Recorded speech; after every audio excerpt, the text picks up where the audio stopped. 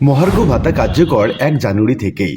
জাতীয় বেতন স্কেলভুক্ত সরকারি কর্মকর্তা কর্মচারীদের জন্য সর্বোচ্চ ৩০% মহার্ঘ ভাতা দেওয়ার সিদ্ধান্ত নেওয়া হচ্ছে, এমন একটি সংবাদ পাওয়া যাচ্ছে গণমাধ্যম থেকে। আপনারা যেটা স্ক্রিনে দেখতে পাচ্ছেন, প্রকৃতপক্ষে কত পার্সেন্ট এবং কোন কর্মচারী কত শতাংশ মহার্ঘ ভাতা পাবেন, কবে নাগাদ এটি দিতে পারে, কবে নাগাদ প্রজ্ঞাপন হতে পারে, এই সংক্রান্ত বিস্তারিত তথ্য জানাবো আজকের ভিডিওতে। প্রিয় ভিউয়ার্স, আজকে নতুন ভিডিওতে সবাইকে স্বাগত জানাচ্ছি। আপনি যদি আমার চ্যানেলে নতুন হয়ে থাকেন তাহলে এরকম গুরুত্বপূর্ণ ভিডিওর আপডেট পেতে চ্যানেলটি সাবস্ক্রাইব করে রাখুন। ভালো লাগলে লাইক কমেন্ট করুন আর সম্পূর্ণ ধারণা পেতে পুরো ভিডিওটি না টেনে দেখুন। তাহলে শুরু করা যাক। মহার্ঘ ভাতা এই মাসে জানুয়ারির শেষের দিকে সংশোধিত উন্নয়ন বাজেটের সাথে সমন্বয় করে চালু করা হবে। এর কারণ বর্তমান বাজেটে যা চলতেছে তা বিগত সরকারের আমলের করা। ওখানে যেহেতু রাজস্ব খাত থেকে কাটছাট করে বেতন বাড়ানো সম্ভব না, সেহেতু উন্নয়ন বাজেটই কাটছাট করে মহার্ঘ ভাতা দেয়া হবে। আরো সহজভাবে বলতে গেলে চেয়ারম্যান এবং মেম্বারদের এবং প্রতিনিধি দ্বারা উন্নয়নমূলক কর্মকাণ্ডের জন্য যে তথাকথিত বরাদ্দ রাখা হতো তার বিয়োজন করে আমাদের মহার্ঘ ভাতার ব্যবস্থা করতে যাচ্ছে সরকার। এতে সামনে রাজস্ব খাতে কি পরিমাণ বাজেট করতে হবে সরকার তার একটি রূপরেখা করতে পারবে সহজেই। তাই বলা যায় ফেব্রুয়ারির স্যালারির সাথে মহার্ঘ ভাতা পাচ্ছেন, এটা মোটামুটি এক প্রকার নিশ্চিত। এখন কোন গ্রেডে কত শতাংশ বরাদ্দ রাখবে তাই দেখার বিষয়। তবে আগে মহার্ঘ ভাতা হোক, এটাই সবার চাওয়া। তবে মহার্ঘ ভাতা নিয়ে আরেকটি সূত্র বলছে, বাজেটে বেতন ভাতা বাবদ প্রায় ৮১,০০০ কোটি টাকা বরাদ্দ আছে, যা দিয়ে জাস্ট বেতন ভাতা চলবে। ১ টাকা মহার্ঘ ভাতা দেওয়া সম্ভব না। বর্তমানে রাজস্ব আদায়ের যে হার তা দিয়েও মহার্ঘ ভাতা দেওয়া সম্ভব নয়। তাহলে টাকা আসবে কোথা থেকে? বর্তমান বাজেটে উন্নয়ন খাতে যে বরাদ্দ আছে সেখান থেকে সরকার মহার্ঘ ভাতা দেওয়ার পরিকল্পনা করছে। এটা ছাড়া সরকারের আর কোনো পথ নাই। অর্থ উপদেষ্টা বলছেন জানুয়ারি উন্নয়ন খাতের টাকা বাজেটে সংশোধন করবেন। মহার্ঘ ভাতা কত দিবে আর কবে দিবে সেটা এই মুহূর্তে কোনোভাবেই কেউই বলতে পারবে না। ফেসবুকে যেসব শতকরা হার ঘুরে বেড়াচ্ছে সব মন গড়া।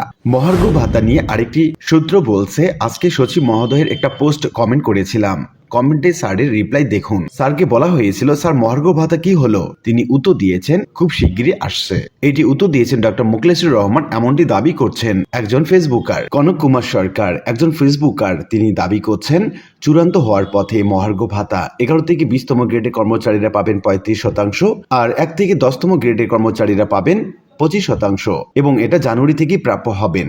এই মহার্ঘ ভাতার সুখবরে আমরা অন্যান্য এনজিও যে প্রতিষ্ঠানগুলো আছে, বিশেষ করে আমরা গ্রামীণ ব্যাংকের একটা অভিনন্দন ভাতা ফেসবুকে ঘুরে বেড়াচ্ছে। এখানে অনেকেই বলছেন যে বিভিন্ন এনজিও গুলো যদি মহার্ঘ ভাতা বা অভিনন্দন ভাতা দিতে পারেন তাহলে আমাদের দিতে সমস্যা কোথায়? যেমনটা আমরা দেখতে পাচ্ছি উদ্দীপন ভাতা প্রদান গ্রামীণ ব্যাংকের প্রধান কার্যালয় থেকে প্রদান করা হয়েছে। আবার আরেকটি আমরা আদেশ দেখতে পাচ্ছি অভিনন্দন ভাতা প্রদান, এটিও গ্রামীণ ব্যাংকের প্রধান কার্যালয় থেকে দেয়া হচ্ছে। বাংলাদেশ সরকারি কর্মচারী পরিষদের পক্ষ থেকে বলা হচ্ছে, আন্তর্জাতিক মানদণ্ডে দারিদ্র সীমার নিচে বেতন পান সরকারি কর্মচারীরা। মহার্ঘ ভাতা নিয়ে আরেকজন ফেসবুকার বলছেন, মহার্ঘ ভাতা কমিটি এখনো মহার্ঘ ভাতা প্রদানের সুপারিশ করতেছে না কেন তা আমার বোধগম্য হচ্ছে না।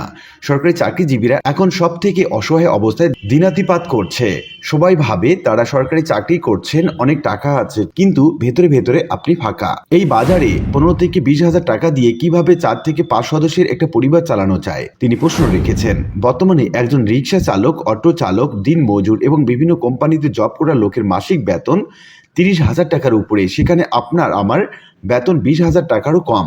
আপনি সরকারি চাকরি করেন, তাই আপনার আমার সুযোগ সুবিধা দেখার দায়িত্ব সরকারের। ২০১৫ সালে পে স্কেল দিয়ে ২০২৫ সালেও কিভাবে চলা সম্ভব, তিনি আবারও প্রশ্ন রেখেছেন।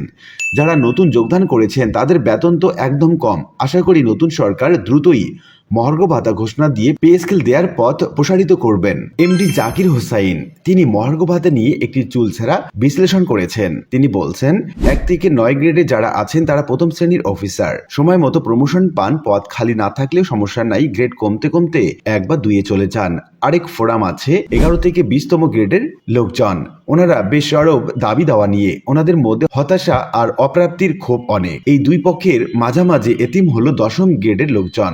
না আছে তাদেরকে নিয়ে কোনো আলোচনা, না আছে কোনো প্রমোশন, না আছে কোনো দাবি দেওয়া। বেশিরভাগ লোকজন উচ্চতর গ্রেড নিয়ে ৮ম গ্রেডে গিয়ে থেকে যান। এই পদে যারা প্রমোশন পান ঠেলে ঠুলে ৭ বা ৬ গ্রেডে তিনি যান। উপরে লোকজন মনে করেন এরা ছোট কর্মচারী, নিচের দিকের লোকজন মনে করে এরা অফিসার শ্রেণীর। মহা বিপদে আছেন ১০ম গ্রেডের লোকজন। তো উল্লিখিত বিভিন্ন আলোচনা থেকে আমরা এটুকু বলতে বলতে পারি যে বিভিন্ন ফেসবুকের বিভিন্ন রকম সূত্র থেকে আমরা বলতে পারি মহার্ঘ ভাতা জানুয়ারি থেকে কার্যকর হচ্ছে এমনটি নিশ্চিত করেছেন বিভিন্ন ব্যক্তিবর্গ। আর আমরা একটা গ্রামের প্রবাদ প্রবচন জেনে থাকি যে যা কিছু রটে তার কিছু না কিছু ঘটে। যেহেতু এত কিছু ঘটনা বলা হচ্ছে বা রটানো হচ্ছে, সেক্ষেত্রে এর মধ্যেও সত্যতা খুঁজে পাচ্ছেন অনেকেই। আশা করি বিষয়টি বুঝতে পেরেছেন। আর আজকের ভিডিওটি এ পর্যন্তই। আশা করি ভিডিওটি আপনাদের ভালো লেগেছে। ভিডিওটি ভালো লাগলে লাইক কমেন্ট করতে ভুলবেন না। দেখা হবে অন্য কোনো ভিডিওতে। সে পর্যন্ত সবাই ভালো থাকবেন। ধন্যবাদ।